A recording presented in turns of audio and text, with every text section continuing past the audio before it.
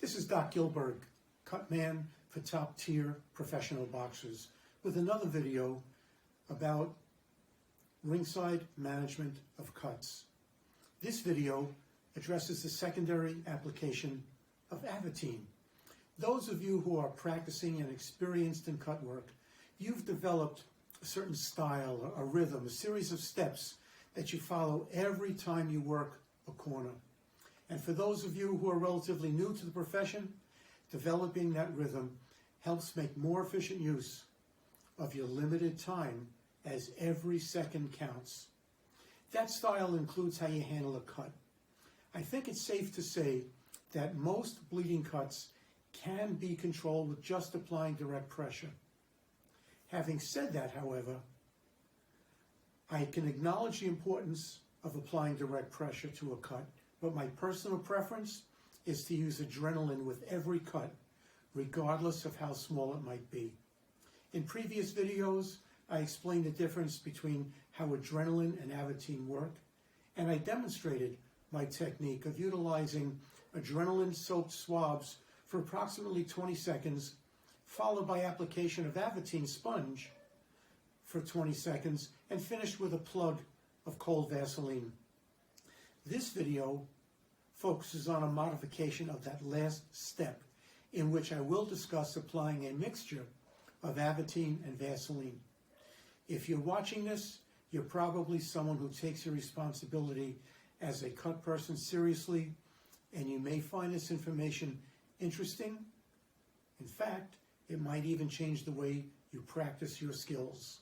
So, let's get into it. After working a recent event, I had a conversation with Dr. Edgar Belenis, who is a physician that's active in combat sports. And during that conversation, he described to me a method in which he combines Avitene with Vaseline. In previous videos, I've discussed and demonstrated using Avitene in the sponge form, which is their product number 1050020, which you can see right there. And the product within that packaging comes out and it looks something just like this. At this time, I'm going to introduce two additional forms of Avitene. One is on a small piece of gauze, which is their product number 1010080. And I'll open that up for you right now and show you what we have. Inner packaging, and a small piece of gauze that has Avitene on it. When using this product, I will take an adrenaline-soaked swab, press it against the Avitene, and using a piece of gauze on the other side, or the back side of the swab, so that when we press this against the fighter's cut, no adrenaline is going to drip down into the fighter's eye. So this is the way we have it, and we're going to use direct pressure. Going to hold that until the whistle. When the whistle blows, this comes off and a plug of Vaseline goes on.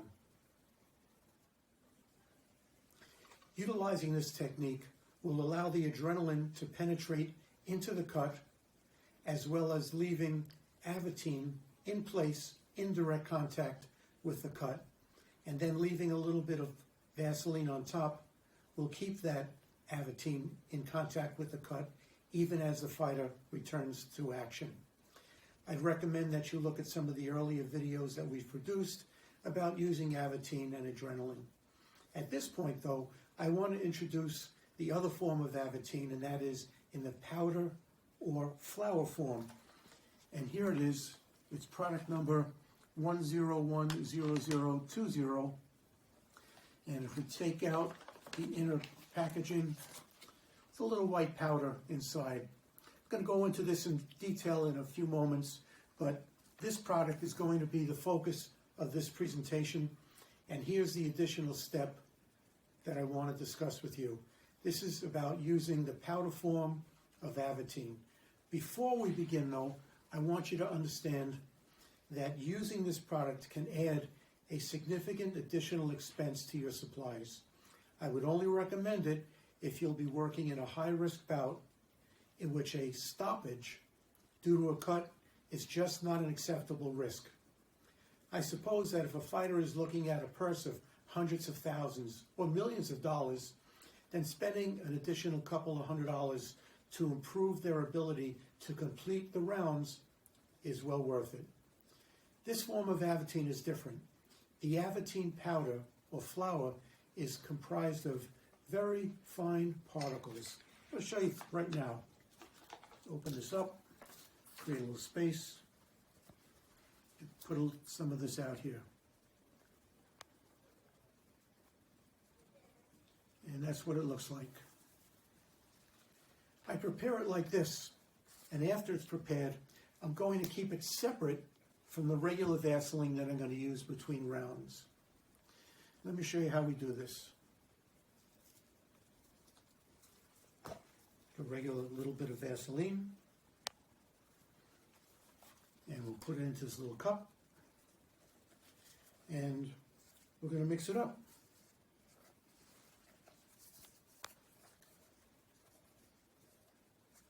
You can see it becomes very floury.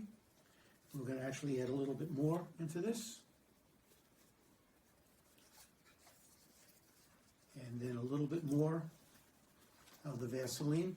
You only want to put in as much Vaseline as you need to make a mixture, or make it so that the powder blends in with the Vaseline. And we're almost at that point. Okay, if you're able to get a close-up of that, you can see the Vaseline has all these little threads of the Avitene powder in that. I'm going to then place a small amount of that on my glove, and in this part of the glove will be the Avitene. The regular Vaseline for use on the body will be separate. We don't want to dilute that concentration of the Avitene. You can see that the Avitene in this form with the Vaseline gives you the ability to place the Avitene and leave it directly in the cut. So, raises the question, let me just remove this for a moment. Raises the question, if we can do this with Avitene, can we do the same thing with adrenaline? And let's take a look and see about that. Let me just clear out this stuff. Place some more Vaseline in the cup. Here's adrenaline. This bottle is very short shelf life. It's about to expire, so we're going to open it up and use it.